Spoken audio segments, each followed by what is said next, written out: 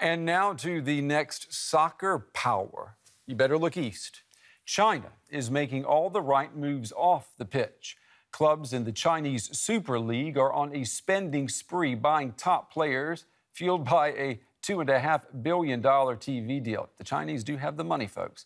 Last week, Jiangsu Suning from Nanjing paid out 50 million euros to sign Alex Teixeira from Shakhtar Donetsk, a top Ukrainian club. And that is a record fee for Asia. A few days earlier, Atletico Madrid star Jackson Martinez was snatched up by the Asian Champions League champion Guangzhou Evergrande for 42 million euros. Huge, huge sums of money there. All right, what does it all mean? Well, our sports reporter right now, Pablo Foley Alias, is here with us. Pablo, it's good to see you. So, how good is the Chinese league compared with, for example, European football?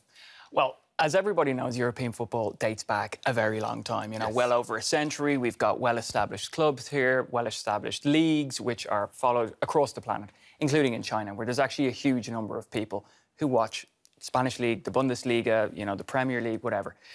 The issue is they've pumped a lot of money into marketing, particularly over the past decade or two. So they've managed to sort of get a market which is hungry for football, and particularly European football. So we've got good players, we've got big clubs with a lot of money.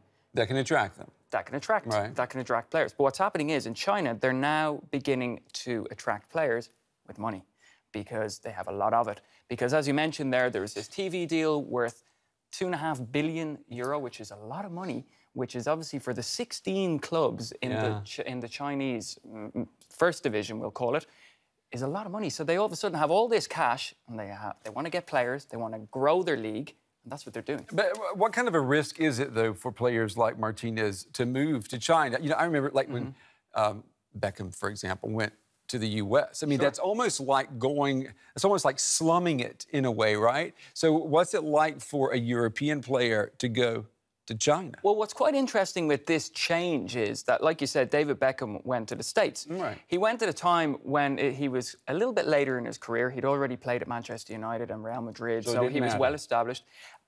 It didn't, because you could say it's a very difficult question to answer. The big change now between China and what happened before, because it's not just in the States, you've got teams in the Middle East, you've got teams in Japan, South Korea, Australia. It's not something new. Normally, players went later on in their career.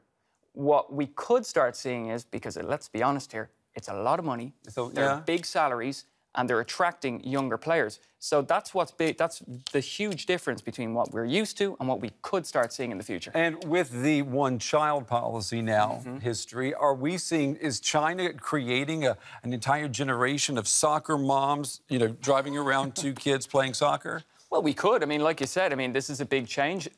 There's one very important aspect here. There's a political element as well to all of this. The Chinese president, Xi Jinping, is a huge soccer fan. And he wants to pump a lot of money into this area.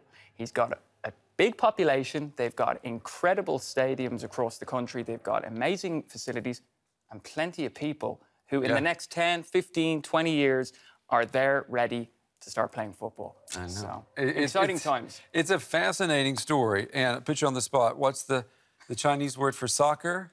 I don't know this. Okay, Zuqiu. I'll remember that. I'll remember that for next time. Pablo, thank you very much. Thanks so much.